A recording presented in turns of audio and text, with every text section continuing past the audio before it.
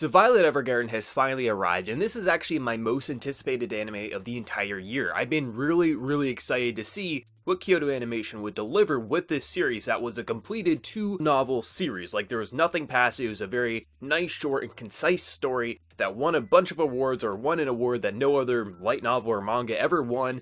Kyoto Animation, you know, is gonna look good, you know, is gonna sound good, but also had a good story. That's what we're looking for, because we have so many pretty anime, but not enough anime with a lot of really good substance to it. And coming out of this first episode, I'm very happy that, for me personally, the hype has lived up to it. Like, I know I've seen a lot of people say, oh, it's overrated. I don't feel that way at all. We have so many anime, yes, with the kind of robotic main lead. Most notably, like, we always have the female being like, oh, she's a robot and she grows into having human emotions. We can even look at a recent anime, The Ancient Magus Bride, with Chisei. However, it's very easy to take what we've seen and just shift it slightly enough and you have a whole new experience. I think a big part of that is when you have a different setting. Sure, we've had a lot of military settings, but how many times do we actually have a post office? And a lot of people are gonna be like, well, why would I want to watch a character in a goddamn post office? Like, post offices are just not that fun. Like, it's just boring. But I think this episode delivers in a really interesting way. I think a lot of anime fans, like, they want it to be snappy, every episode move the plot forward.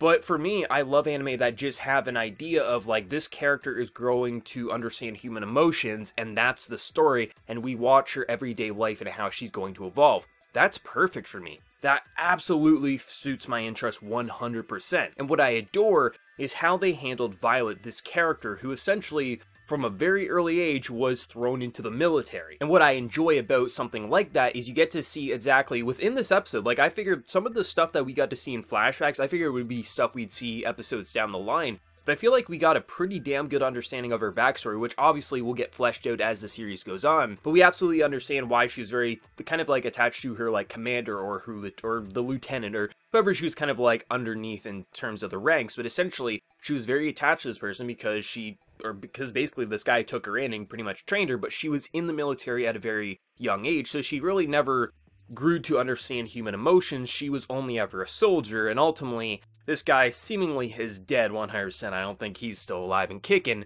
but essentially, his last words to her were, I love you, but she doesn't understand those words. She never grew to understand them, but those were the words that he only ever said to her once before seemingly dying, and now she's pretty much trying to be forced to have a normal life, but someone who grew up a soldier her entire life, of course, it's not going to be easy to transition.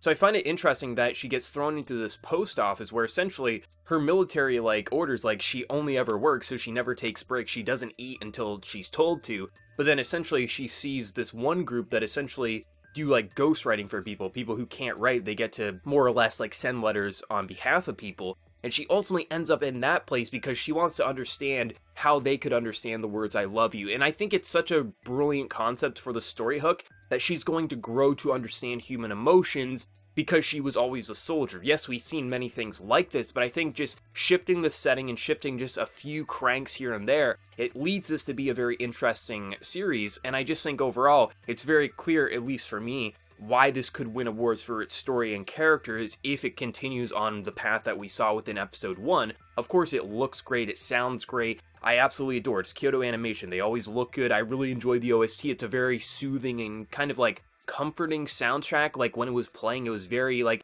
it just set the mood perfectly. It didn't go too bombastic, it didn't go in your face, but it was very nice, it complemented the scenes at hand. But I think just overall, the way they portrayed this main character, Violet, and just the characters overall, it felt very human, it felt very natural, and I'm very excited to see how her mentality is going to go going forward. This is supposedly going to be a 14-episode series, based on how many Blu-ray boxes are listed with how many episodes in each box there in Japan. And like I said, this is a 2-novel series, so it's not surprising. 2 novels, 14 episodes, sounds good to me. A complete story, a different story, shifting the setting. Like, this is just what I wanted from Japan. More new ideas, more different ideas, just shifting things just decently enough. And the past year has been giving me that more conclusive anime and more original and more kind of unique ideas in anime. I'm seeing more and more, and this is absolutely what I want. I absolutely adored the first episode. It lived up to my personal hype.